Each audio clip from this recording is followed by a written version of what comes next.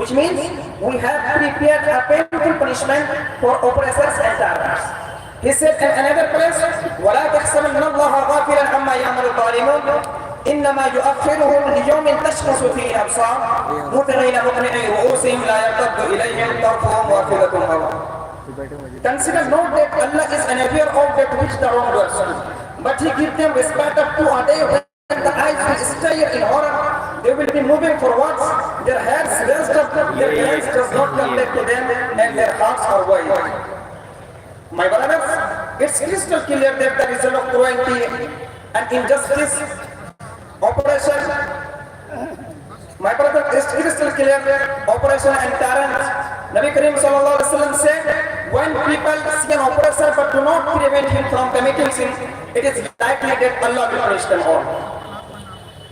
My dear audience, as you know very well what is happening to Palestinians and Masjid Aqsa for the last more than a year, you must know what Israel is committing against, from civilians, particularly innocent children, women and innocent civilians, particularly genocide and terrorism.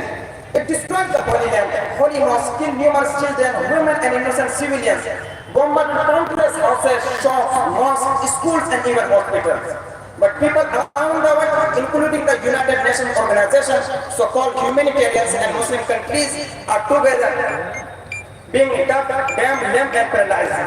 In this difficult situation, people are having different opinions, different points of view, and different thoughts. The wise become fools, the strong become weak, the holder of security become assistant to the murderers and tyrants and killers. The standard absolutely changed. The criteria totally reversed. The oppressed were made the oppressor were made oppressed, and people of truth remained silent. They had peace in their homelands, while the people of Gaza are oppressed and killed, bombarded, tortured, persecuted, and buried in the grave. Despite all this, they are named as terrorists in the global media. Dear audience, answer me this question: is it not an injustice, brutality, oppression? Yes, of course. It is a great separation and tyranny that can never ever be forgiven and forgotten from humans.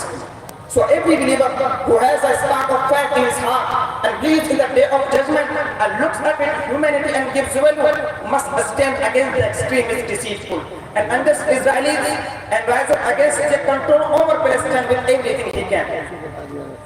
Stories say that the disaster of Palestine entered each and every house of Muslims, and words of grief and lament over the deceased and Palestinians are only uttered today. But you must know, if the oceans are filled up with tears and meeting are organized over crying and weeping, will never benefit nor save the Al-Quds. As no one in history was able to convert defeat into conquer and failure into success by only crying and weeping without supporting it with action.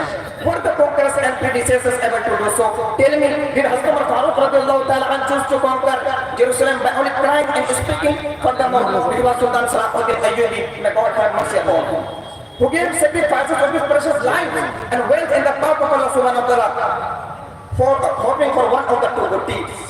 Martyrdom or victory, and they were striving beautifully in this regard. After that, Allah's victory came to them. May Allah protect us from injustice and oppression, protect us from our evil and harm, and destroy the oppressors and wrongdoers, and support the oppressed and poor. Ameen ya Rabbal Alameen. Here I want to conclude my speech, asking Allah's forgiveness for me and all Muslims. Thank you so much for listening to me patiently and carefully. Thank you so much. Wassalam. माशाअल्लाह, आप ज़रा दिल से दुआ दीजिए कि अल्लाह ताला हमारे तलबा को मज़ीद तरक्की से नवाजे। आमीन।